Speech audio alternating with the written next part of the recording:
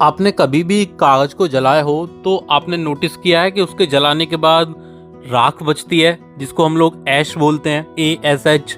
उसके अलावा कभी आपने नोटिस किया हो कि जब भी हम लोग लकड़ी जलाते हैं तो लकड़ी भी जलाने के बाद में वो काफ़ी देर जलती रहती है, तो कोयलियाँ बदलती है और उसके बाद भी फिर उसको भी पूरा जलने के बाद में हमारे पास राख बचती है।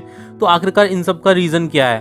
तो इन सब का रीज़न है कार्बन। और कार्बन के दो सबसे ज़्यादा मोस्ट इम्पोर्टेंट एलोट्रोपी हैं, वो है हमारे डायमंड और उसके अलावा ग्राफाइट। उसके अलावा एक और है, और ये जो हमारे जो राख बचती है, क्यों बचती है, क्या इसका रीज़न है, ये सब कुछ और डिस्कस करेंगे। और इसकी जो मोस्ट इंपॉर्टेंट ये जो एलोट्रोपीज हैं दो, और इसके अलावा जो तीसरी है उसको भी डिस्कस करते हैं। So hello everyone, my name is Suraj Singhania, the founder of SRJ group, and welcome to our science channel SRJ science hub.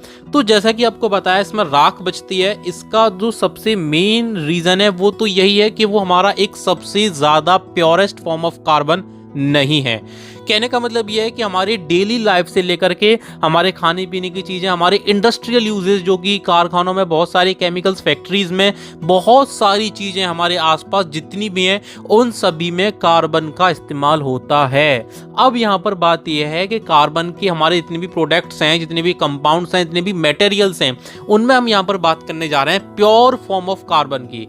आपकी कोई भी ऐसी चीज जो कि सिर्फ और सिर्फ केवल कार्बन से बनी हुई है, तो याद रखना उसके जलाने के बाद में आपको राख मिलेगी ही नहीं। मतलब आपको कुछ भी प्रिसिपिटेट नहीं मिलेगा। प्रिसिपिटेट क्या कहते हैं, किस चीज को कब कहते हैं, वो ये आपका जब टर्म यूज होता है जब आपका कुछ भी रेजिड्यू मतलब ये कुछ भी प्रोसेस हो जाने के बाद अगर आपके पास कुछ भी बचता है तो वो आपका प्योर कार्बन नहीं है। ठीक है, रेजिड्यू जो कि आपकी राख बच रही है। जैसे कि हमारे जो प्योर फॉर्म में आते हैं वो हमारे एलोट्रोपी आते हैं कार्बन के, जिनमें हमारा डायमंड हो गया और आपका ग्राफाइट हो गया। उसके अलावा कोक भी उसी का एग्जाम्पल है। कोक में से ही हम ग्राफाइट को भी तैयार करते हैं। कोक भी आपका सबसे ज़्यादा most purest form of carbon बोला जाता है। तो यहाँ पर हम सबसे मोस्ट इंपॉर्टेंट डायमंड, ग्राफाइट और तीसरा बकमिंस्टर जो फुलरीन, आपकी 3 एलोट्रोपी हैं, उनके बारे में आज बात करने जा रहे हैं। तो सबसे पहले हम लेते हैं डायमंड को। तो डायमंड हमारा सबसे पहला मोस्ट इंपॉर्टेंट कार्बन का एलोट्रोपी है। और अगर इसकी बात करें तो ये हमारा नॉन मेटल तो है ही कार्बन, तो इसकी ये जो एलोट्रोपी है डायमंड, ये भी आपकी नॉन मेटल की तरह ही बिहेव करती है, क्योंकि इसमें भी इलेक्ट्रिसिटी कंडक्ट नहीं कर सकती, लेकिन जो दूसरी है ग्राफाइट उसमें करती है। ठीक है, तो डायमंड की अगर बात करें तो ये आपका टेट्राहेड्रली स्ट्रक्चर है। इसका टेट्राहेड्रली स्ट्रक्चर के अलावा ये जो आपका डायमंड है ये बहुत ज़्यादा सॉलिड भी होता है। ठीक है, सॉलिड एक यूनिक क्रिस्टल है, शाइनिंग क्रिस्टल है, face centred cubic crystal lattice है इसका, कार्बन एटम से बना हुआ, और स्ट्रॉन्ग कोवेलेंट बॉन्ड के थ्रू ये बनता है। ठीक है, इसके अंदर जो कोवेलेंट बॉन्डिंग होती है कार्बन एटम्स की, बहुत ज़्यादा स्ट्रॉन्ग होती है। टेट्राहेड्रल अरेंजमेंट होते हैं, जो कार्बन के एटम होते हैं वो सारे इस तरीके के अरेंज होते हैं कि बिल्कुल क्लोज स्ट्रक्चर बनाता है। ठीक है, तो जो इसकी हार्डनेस है बहुत ज़्यादा हाईएस्ट होती है। ठीक है, अगर इसकी डेंसिटी की बात करें तो डेंसिटी होती है इसकी 3.52 ग्राम पर सेंटीमीटर क्यूब। ठीक है, अगर हम बात करें इसकी मेल्टिंग पॉइंट की, तो मेल्टिंग पॉइंट भी इसका काफ़ी ज़्यादा होता है, वो होता है 3800 केल्विन। अगर बात करें सेल्सियस में तो वो होता है आपका 3550 डिग्री सेल्सियस। अगर फ़ारेनहाइट में बात करें तो 6432 डिग्री फ़ारेनहाइट। और अगर बात करें बॉइलिंग पॉइंट की, पिघलेगा कब, पिघलेगा आपका मेल्ट में, और बॉयल जब उबलेगा, जब आपका लिक्विड स्टेट में आ जाएगा, तो बॉइलिंग पॉइंट भी बहुत हाई होता है। बॉइलिंग पॉइंट है इसका 4200 केल्विन। और अगर सेल्सियस में बात करें तो 3927 डिग्री सेल्सियस। वहीं अगर फ़ारेनहाइट में बात करें तो फ़ारेनहाइट में ये होता है आपका 7101 फ़ारेनहाइट। ठीक है, तो इसकी जो ट्रांसपेरेंसी है वो भी काफ़ी ज़्यादा हाई होती है।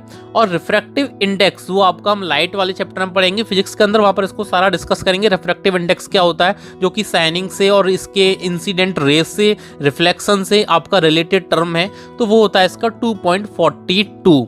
ठीक है, तो अगर यहाँ पर हम बात करें इसकी प्रॉपर्टीज़ की, इसके यूजेस की, तो ये आपको हमने बताया diamond is a hard substance because of this hardness it is used for making glass cutters, ठीक है, इसके ग्लास कटर्स भी बनते हैं कांच को काटने के। रॉक बोरर्स फॉर ड्रिलिंग, चट्टानों को काटने में भी इसका यूज होता है, ठीक है।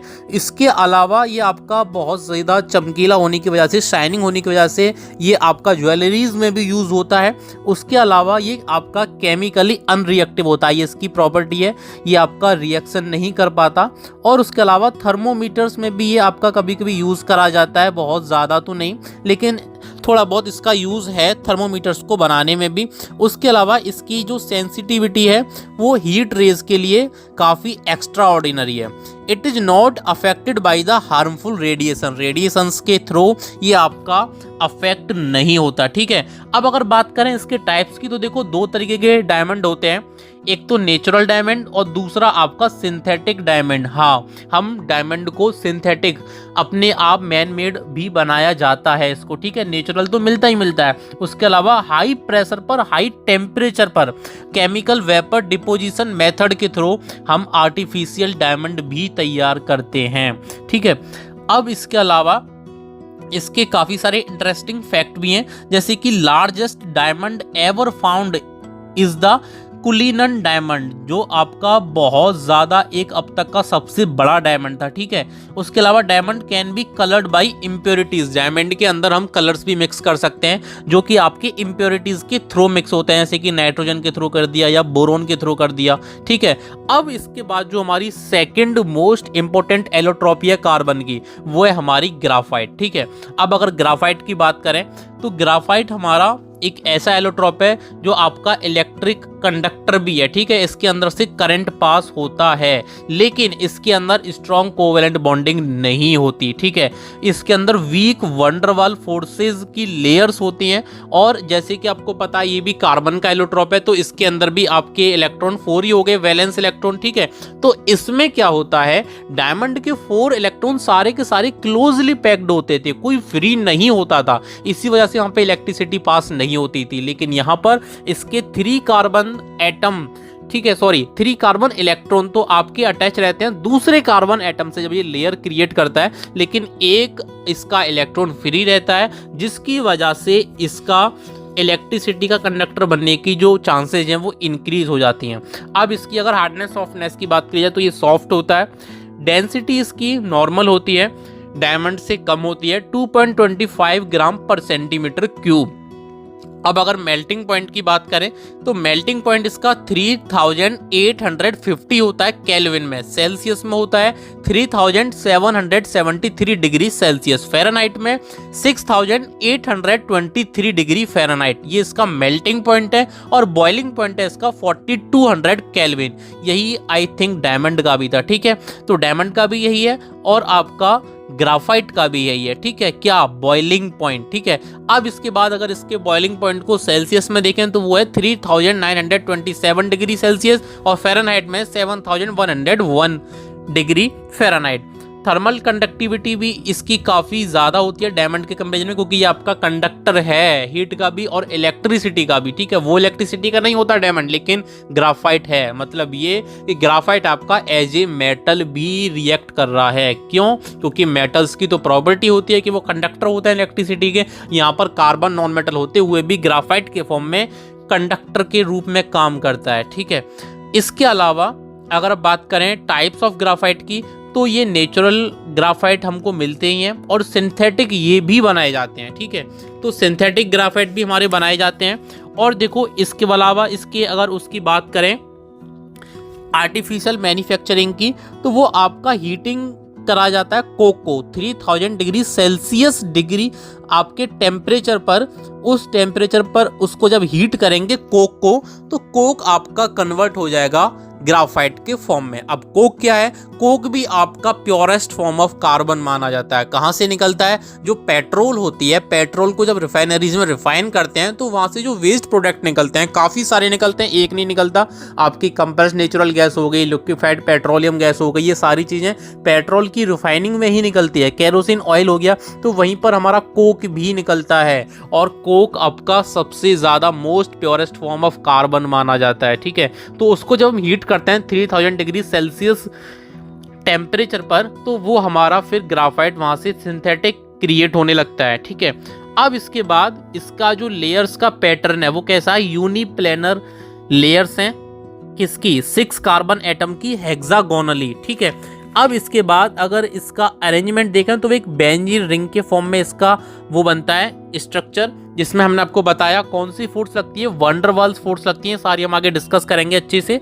ठीक है, अब इसकी अगर हम प्रॉपर्टीज की बात करें तो प्रॉपर्टीज और जो इसकी यूजेज है वो देखो, एक तो सबसे ज़्यादा मोस्ट इंपोर्टेंट आप सबको पता ही होगा, नहीं तो जान लीजिए कि जो राइटिंग पेंसिल्स हमारी होती हैं उनकी जो नॉक होती है, निब जो होती है वो जो ब्लैक कलर में, वो आपकी ग्राफाइट की बनी होती है। इलेक्ट्रिकल कॉन्टैक्ट में यूज होता है, लुब्रिकेशन में यूज होता है, गियर लुब्रिकेशन में, आपके लुब्रिकेशन ऑयल्स में, हाई टेम्परेचर एप्लीकेशंस में यूज होता है, ये फर्नेस कंपोनेंट में यूज होता है, एनर्जी स्टोरेज जैसे कि बैटरी हो गए, सुपर कैपेसिटर्स हो गए, उनमें भी इसका यूज होता है। ठीक है, उसके अलावा कंपोजिट मटेरियल जैसे कि कार्बन के जो फाइबर बनते हैं उसमें भी इसका यूज होता है।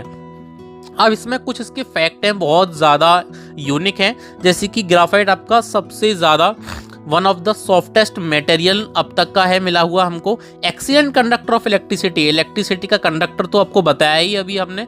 उसके अलावा ग्राफाइट में से एक और चीज़ है जो कि ग्राफीन नाम की है, एक इसकी application, is a single layer of graphite, इसमें इसकी सिंगल लेयर होती है 200 टाइम स्ट्रॉन्गर देन स्टील। देख रहे हो, स्टील से भी ज़्यादा 200 गुना ज़्यादा स्ट्रॉन्गर होती है ग्राफीन। ठीक है, उसके अलावा हाई इलेक्ट्रिकल कंडक्टिविटी होती है, थर्मल कंडक्टिविटी होती है, ट्रांसपेरेंट एंड फ्लेक्सिबल भी होती है ग्राफीन। उसके अलावा जो ग्राफीन वो इलेक्ट्रॉनिक्स में भी यूज होती है, एनर्जी स्टोरेज में भी यूज होती है, कंपोजिट मटेरियल में भी, और बायोमेडिकल एप्लीकेशंस में भी इसका यूज है।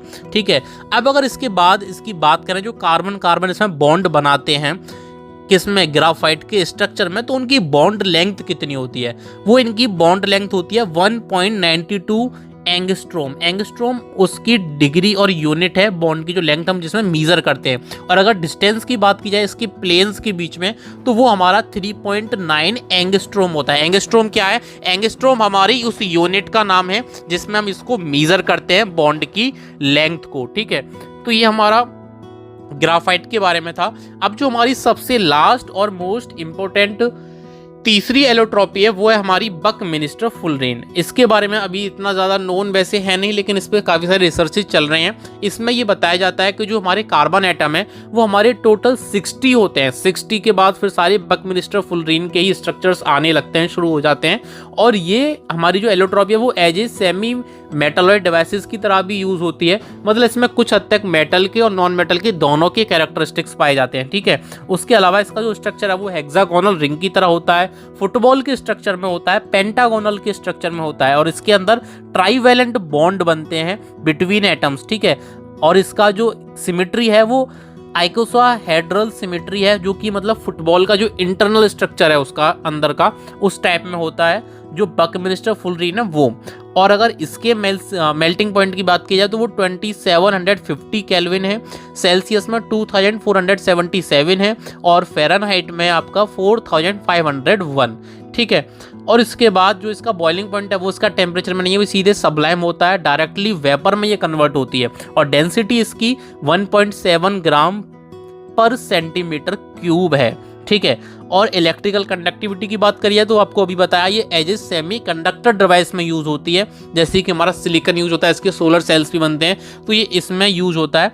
और अगर इसके बकमिंस्टर फुलरेन में जो हमने आपको बताया कि कितने कार्बन एटम यूज हो रहे हैं, तो इसमें 60 कार्बन एटम यूज हो सकता है, और इससे ऊपर भी, जैसे कि 70 हो गया, 76 हो गया, 84 हो गया। तो ये सारे के सारे जो हमारे नंबर हैं कार्बन एटम्स के, ये आपके मोर देन 60 चल रहे हैं, और ये सारे के सारे बकमिंस्टर फुलरेन के अंदर आते हैं। तो ये हमारे मोस्ट इंपोर्टेंट एलोट्रॉपीज थे किसके, Buckminster fullerene graphite diamond carbon atom के। ठीक है, और उसके अलावा जो आपको बताया कि जो ऐश बचती है, राख बचती है पेपर के जलाने पर, कोयले के जलाने पर, लकड़ी के जलने पर, उसका रीज़न यही है कि उनके अंदर कुछ इम्प्योरिटीज मिक्स हैं। अगर इनमें इम्प्योरिटीज मिक्स नहीं है तो मतलब वो एक प्योरेस्ट फॉर्म ऑफ कार्बन है। कोई भी आपका ऐसा सब्सटेंस जिसको जलाने के बाद जो भी कार्बन के साथ मिक्स होकर बन रहा है, अगर उसमें आपको राख नहीं मिलती है लास्ट में उसके पूरे जलने के बाद में, अगर आपको ऐश नहीं मिलती, प्रिसिपिटेट नहीं मिलता, रेजिड्यू नहीं मिल रहा, कोई वेस्ट मटेरियल नहीं बच रहा,